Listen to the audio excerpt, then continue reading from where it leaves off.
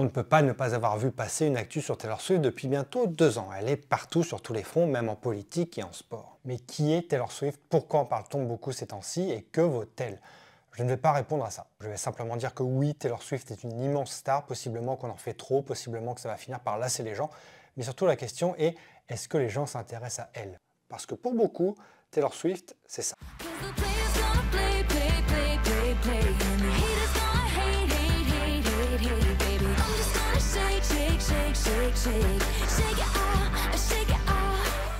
Parce que c'est grossièrement le seul titre que les gens connaissent. Ça a été un immense hit à sa sortie il y a de ça 10 ans. Et en 10 ans, on n'a pas beaucoup évolué. Ce titre a envahi les radios, mais depuis rien. Un peu Cruel Summer sur quelques radios, mais on peut le dire, elle ne s'impose pas en France. Même Anti-Héros, son titre le plus radio qu'elle a pu faire ces derniers temps, a été classé au mieux 32e en France.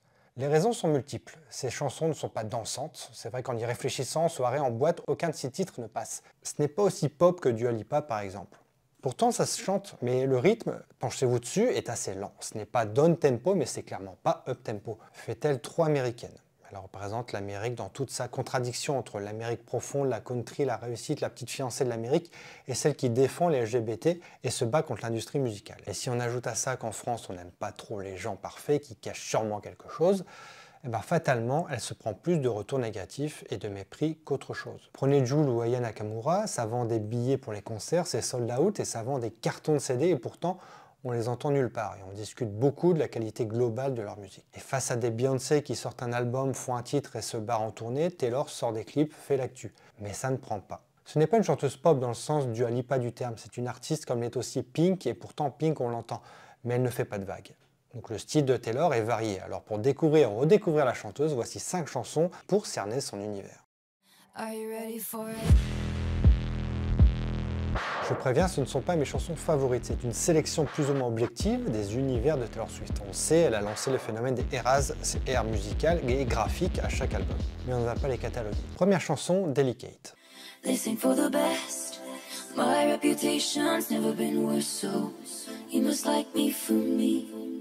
Décrite comme une chanson électropop, c'est vraiment un style qui correspond à la chanteuse quand elle se met à la pop. C'est une production avec beaucoup de synthé et de sons électro. Delicate parle de sa célébrité, de la façon dont elle doit agir quand elle est sur le devant de la scène et sur la façon dont elle veut être, c'est-à-dire elle-même.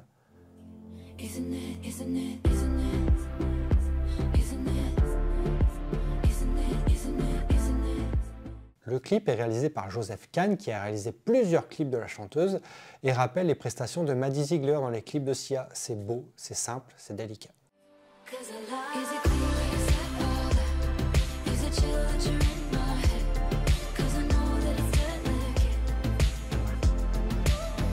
Numéro 2, Blank Space.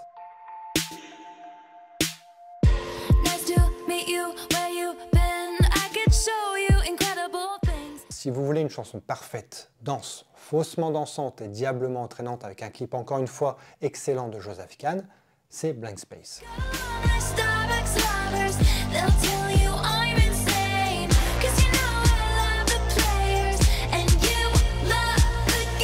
Pas de grosse analyse sur ce titre, parfois il faut juste savoir apprécier la musique. Blank Space est sur également son image de Girl Next Door, évidemment de Serial Loveuse. Numéro 3, All Too Well.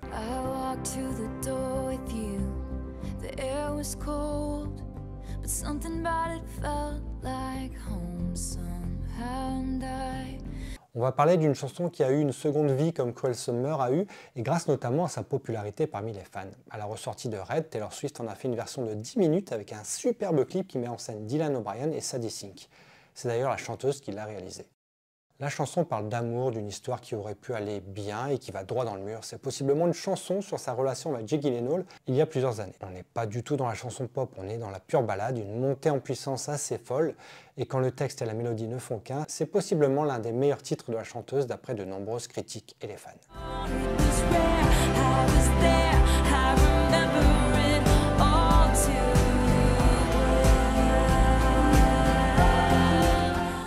Numéro 4 ex aequo, Exile et Evermore.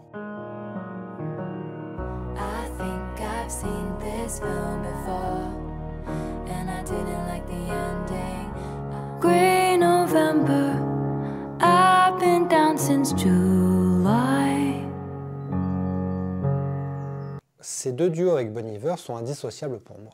La voix profonde de Justine Vernon se colle à merveille à celle de Taylor Swift. C'est mélancolique et ça sent bon le plaid et la cheminée. C'est tiré chacun du diptyque tonal Evermore et Folklore. On est dans Exil face à deux amants qui se parlent sans vraiment s'écouter.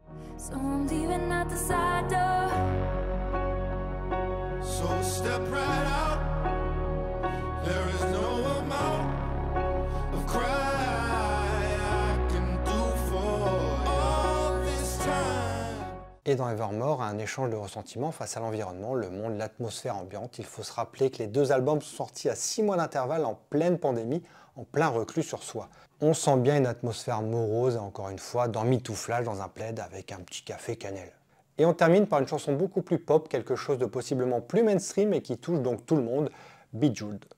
Baby love, I think I've been a little too kind. Didn't notice you walking all over my peace of mind.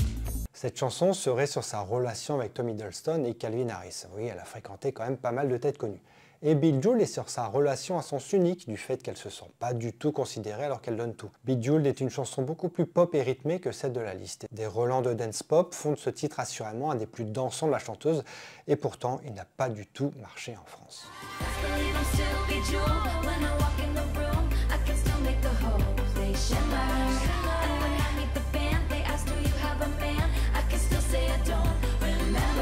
Quand on voit qu'elle a sorti 31 titres pour son dernier album, il y a de quoi faire pour découvrir Taylor Swift, qui n'est pas qu'une chanteuse pop. Il y a 1000 genres auxquels elle touche, et c'est juste à vous de piocher ce que vous aimez, ou d'apprécier simplement la largesse de son champ d'action. Il y a aussi à souligner que pour une fois qu'une chanteuse n'aligne pas les tubes en France, mais qu'on parle d'elle, c'est que ce n'est pas anodin.